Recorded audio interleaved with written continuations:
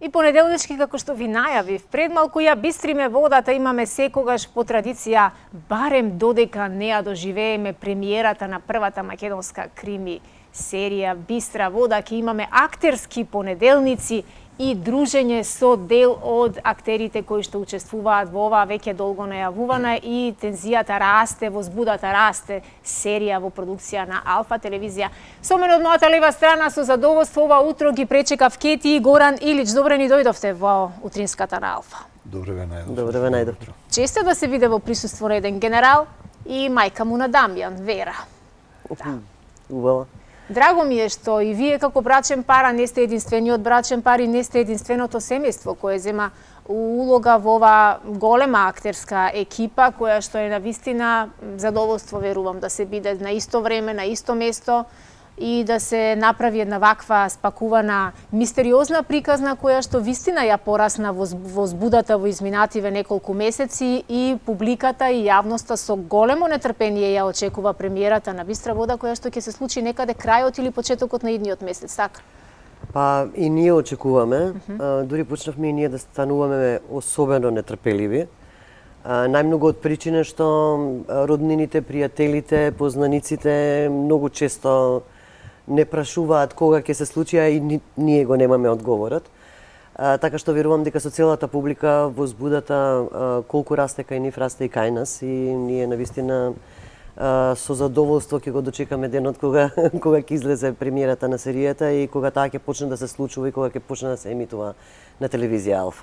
Така, Кети иначе ја игра една од поглавните улоги, така, нели, во серијата, Вера, мајката на Дамјан. Колку ја долови Вера во вистинска смисла и која е Вера во серијата? Вера во серијата е прототип на мајка, па би рекла мајка од овие простори, македонска, од причина што многу често, например, ние како мајки, бидејќи самата сум мајка, сум го почувствувала тоа, заради децата сме подготвени да правиме одредени работи кои што нами многу не ни се допаѓаат, кои што знаат да ни предизвикаат болка, а она што е во серијата значајно е дека нејзината улога на мајка била улога на мајка која што целиот свој живот го поминала во болка и во страф за сопственото дете заради одредени околности и причини кои што не биле поврзани со неа. Така што влезена е во една приказна на едно семејство заради љубов, која што љубов нели не се остварила, меѓутоа останало производ од таа љубов, тоа е детето за кое што морала сериозно, многу трпеливо, со многу страф да се грижи низ целиот свој живот.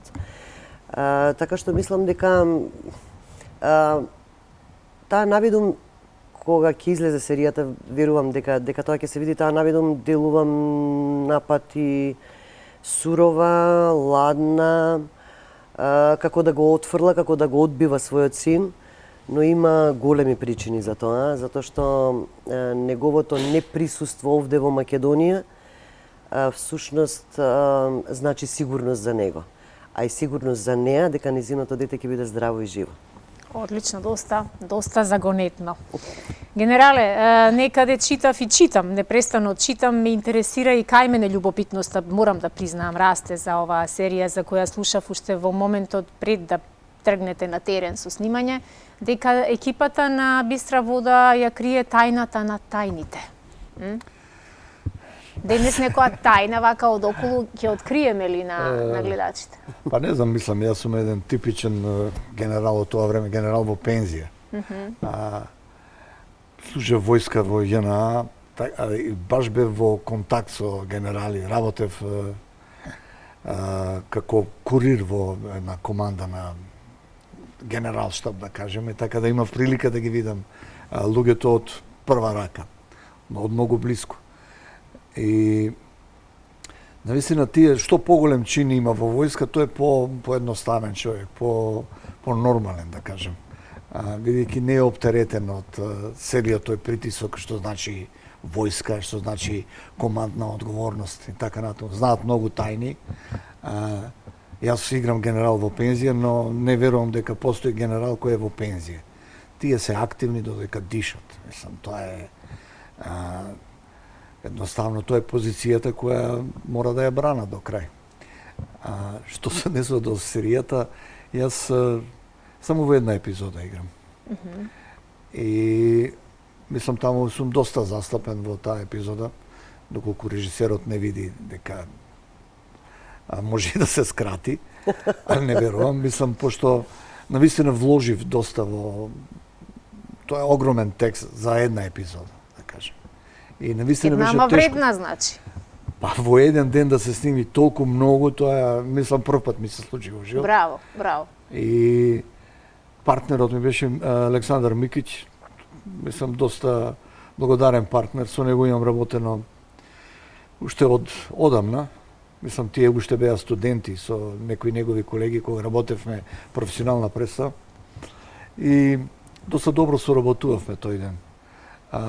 Самата тема е доста загонетна, мистериозна и можеби и да постојат некакви вистински нитки за тоа дека тоа е остварливо и дека е можно. Ние и како народ сме доста мистични, неоткриени, сами за себе неоткриени. Матни работи криеме, Па, тајни, криеме доста, кои подоцна излегуваат на виделина, така. Да, и мислам дека тие работи, тие тајните работи на некој начин ќе ни просветлат некакви нови идеи, нови патеки кои навистина би можеле да бидат од полза за целиот народ, не само за нас кои го работевме тоа. Така. Ке ти мислам дека бистрата вода за да се избистри мора да била претходно многу заматена, така нели? Така. Иначе како би се избистрила ако не е многу матна? Колкава провокација, инспирација за тебе беше ова сценарио? Сценариото е прекрасно. Јани одлично пишува иначе, меѓу другото. Така што провокација секако имаше, особено затоа што кога имате еден лик кој што се појавува повремено, односно кој што ја надополнува приказната, а во исто време е значајна нитка од целата приказна. Беше предизвик од аспект на тоа дека јас серија од овој тип до сега не сум снимала. И сега знаете кога имате во втора епизода, па во пета епизода, па во шеста например, морате да го пратите целото сценарио, целата приказна, за да не можете да се однесувате, да речеме, ајде да прегруп збор е себично, но да се однесувате ноншалантно и да велите да мислите дека само вашата улога е важна во моментот да ја решавате. Едноставно сценариото ве става во позиција да бидете вклучени во сите приказни подеднакво, без разлика дали вие сте дел од останатите приказни или не сте. Така што, да, представуваше голем предизвик, да, улогата представуваше предизвик, улогата во контекст на сите останати улоги, во контекст на случувањата, на дејствата, на приказната која што треба да се води. Одлично. Со претходните гости, минатите понеделници, бидејќи представивме доста, не сите, но до сега сме представиле доста ваши колеги кои што имаат значајни улоги во Бистра вода. Речиси сите констатиравме едно исто, дека со огромна леснотија течела една ваква габаритна, голема работа, да се сними со толку актери на сцена. Кажав дека не сте вие единствениот брачен пар, имаше уште неколку тука комбинации, имаше и комбинации на татко со деца, две-три такви комбинации на актери со своите деца на сцена, но сите оние со кои што имав јас можност и искра да разговараме, кажаа дека со невидена леснотија сето ова течело Горан? Па да, Јани е право таков човек. Со него имам доста работено во театар, по разни поводи и секако имам снимено со него неколку работи. Тој знае многу добро да работи со артистите. А ова што велите, што викате, не, да не пресираме. Не мора. Дека има многу брачни парови, родители со деца. Па ние скоро сите сме роднини овде во Македонија. Сакаш, не сакаш, не. И сцената ни е мала, Македонија ни е мала, ама ни е талентирана, да. И така да не може никој да не обвинува за непотизам. Не, напротив, јас тоа го кажувам со симпатија, бидејќи вистина е многу симпатична кога ќе видиш колку луѓе имаме тука кои ги вклучуваат, а не сме ни знаеле дека и нивните деца го наследиле талентот од своите родители, и ова е навистина прекрасно да се види еве, на ние, едно нашиот место, син, кој исто заврши академија, е вработен во театарот во Куманово, значи професионален актер, исто играше тука. Значи, кај вас се предава актерството во наследност, во наследна особина? Па така излезе. Дури за малку и ќерката ќе беше актерка, но некако се одлучи јазици да студира, иако ние Горан многу често Мора вика... некој да ви преведува, Кети. Па да, ние кога беше малата и кога сакаше да ситне по по физикус, и ние викавме стално бесара сега, мама, некој нормален да остане во семејството, како не би било лошо, а таа не викаше, добро, мене ме најдовте најмалечката, јас да изигравам нормално. Да, таа да држи памет. Горан многу често кажува дека добро е што таа не станала актерка, затоа што ќе не засенеше сите, таа не е најталентирана од семејството. Никогаш не е касно, можеби ќе ја добие улогата на својот живот, некогаш и негде, не се знае и не мора да е секако квалификувана со диплома за Дај Боже. Сега се големи занимава со звезди работа станале, да. која сигурно и носи многу повеќе пари од колку нам. Не знам дали тоа е најбитно во живот, но сега е преокупиран со таа работа и мислам дека нема многу време. Инаку доста често оди во театар, гледа представи и представи во кои не играме ние. Дава ли некој коментар, критика за вашите улоги во представите? Го следи и репертарот, го знае на Кумановски театар? Не само на Кумановски, таа знае што се случува на Балканот. Таа живее и во не. Скопје, децата ви Така, живеат во така, Скопје, додека вие да. живеете во Куманово, ма патувате, така? Па јас би рекла дека е страшно Сара да ти дојде на представа, затоа што таа секогаш После тоа? Многу остар критичар, многу искрена по прашање на коментирање на представите и воопшто не размислува за тоа дали не знам тоа за тебе ќе биде болно или не. Нема да го прифатиш како што треба.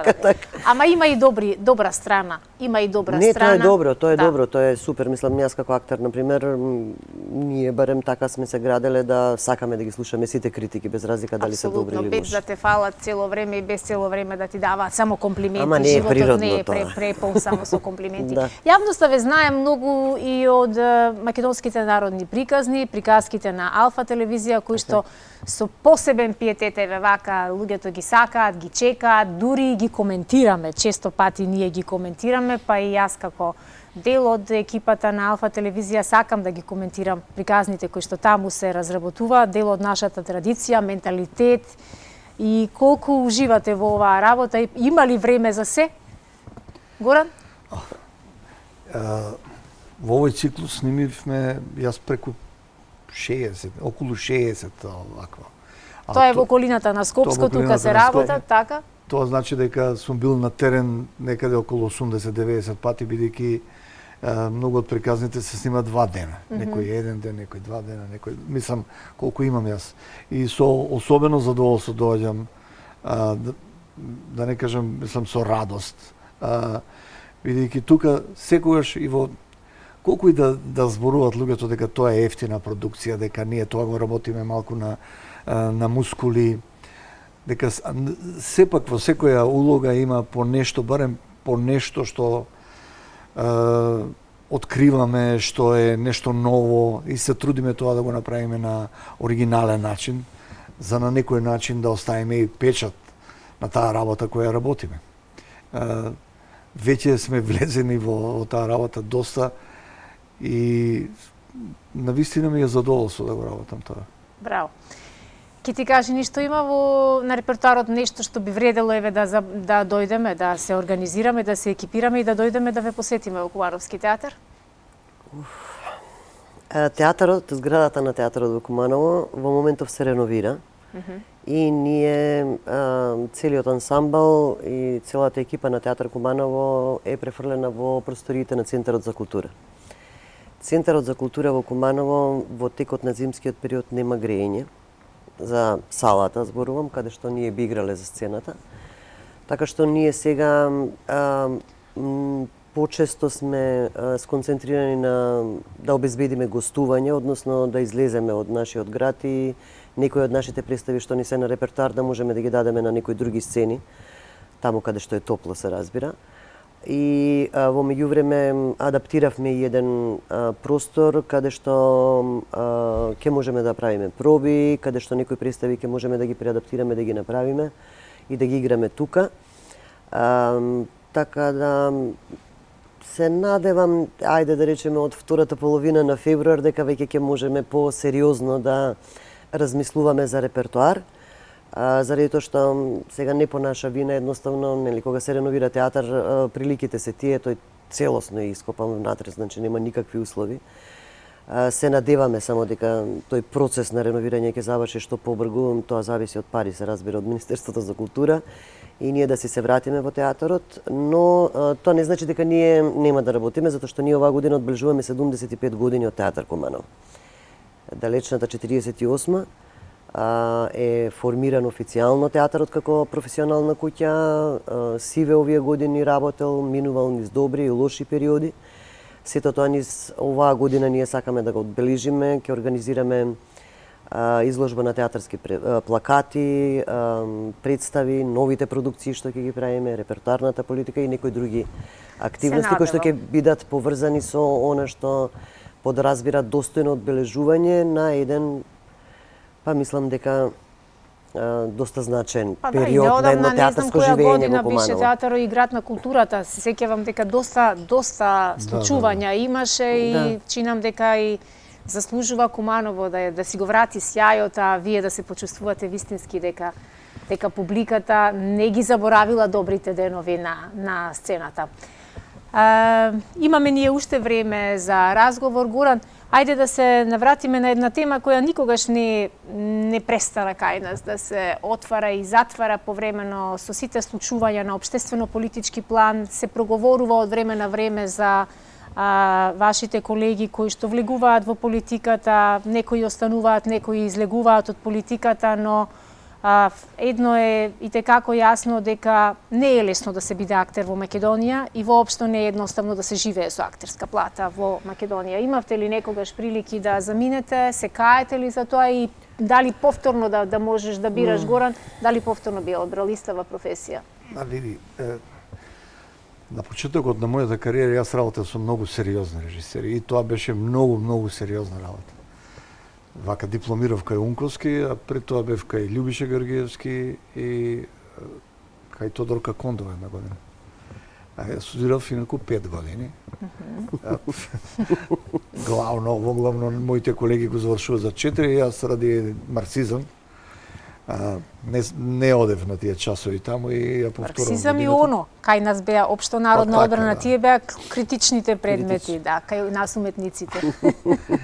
И после тоа, мислам, по завршувањето на факултетот, отидов во Шведска, бев некое време таму, едноставно ми требаше промена, сакав да видам нешто ново, нешто друго, сакав да вкусам и од тој западен свет, бидејќи тоа беше во време на Југославија. Јас имам дипломирано пред скоро 40 години.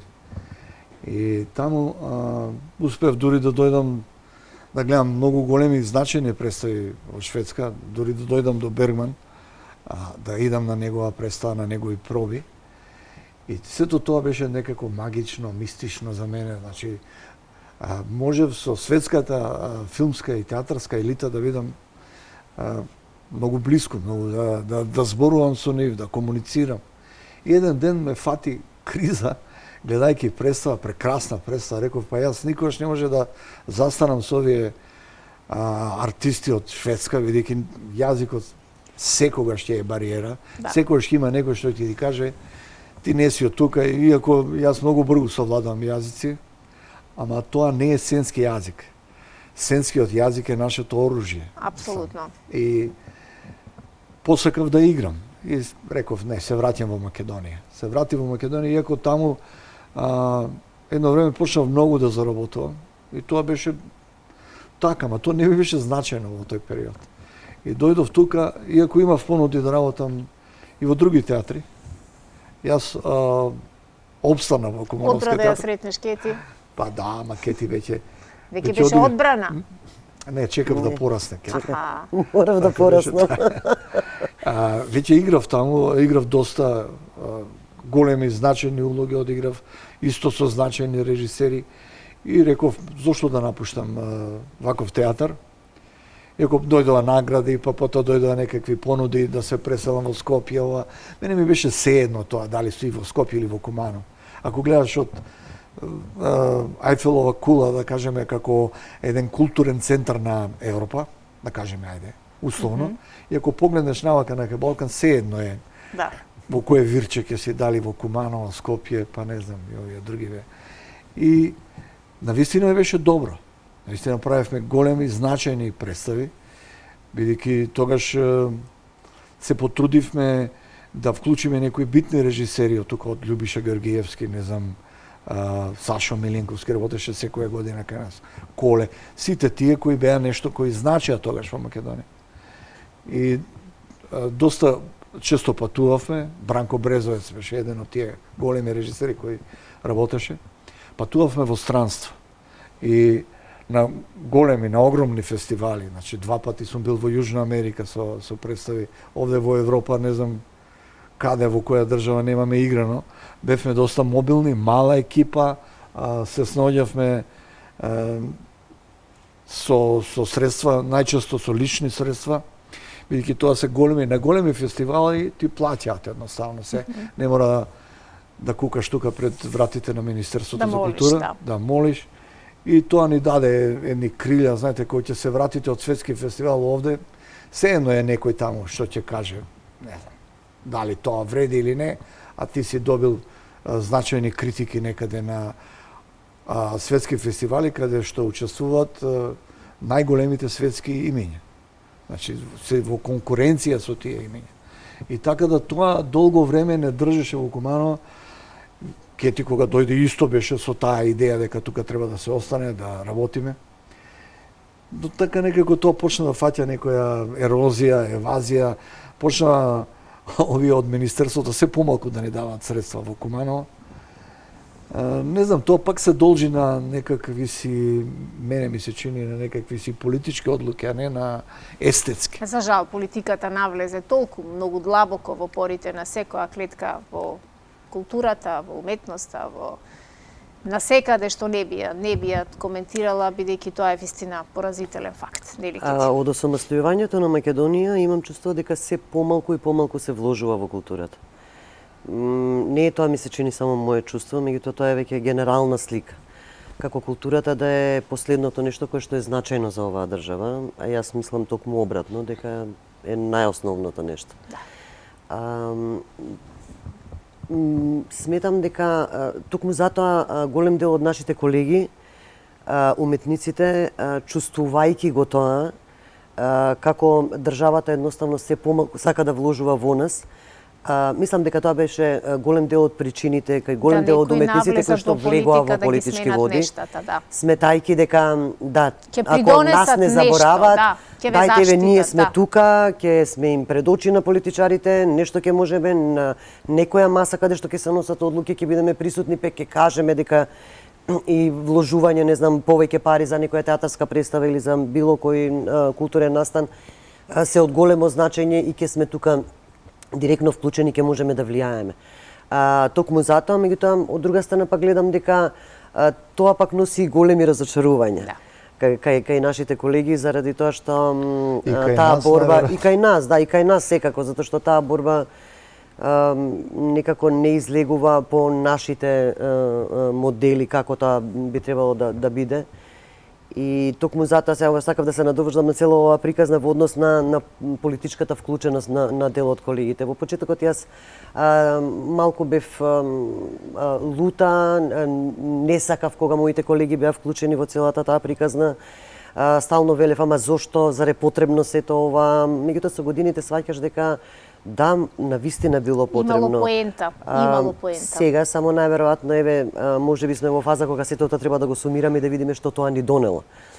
некако како Министерството за култура, не е тоа Министерството за култура, како државата се однесува кон културата кај нас. Тоа е поразителниот факт. Да, тоа е поразителниот факт на кој би говореле ние уште долго да имаме време. Ајде за крај да резимираме уште еднаш, да се навратиме на Бистра вода, како ќе ги поканиме нашите гледачи да... Кога сме на темата, токму затоа ваков тип на проекти се мощно значајни.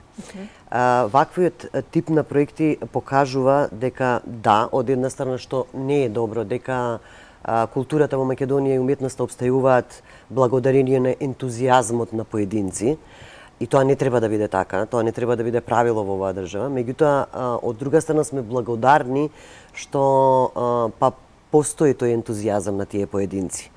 Во нас, во екипата која што го започна целиот овој процес, на чело со Јани, на целата екипа која што беше вклучена внатре, тоа само покажува дека ние и понатаму сме подготвени да се бориме и да не звучи ова сега премногу, да умираме за она што нас ни е основа, нашата уметност, она кое што сакаме да го негуваме, особено заради тоа што Македонија има творци.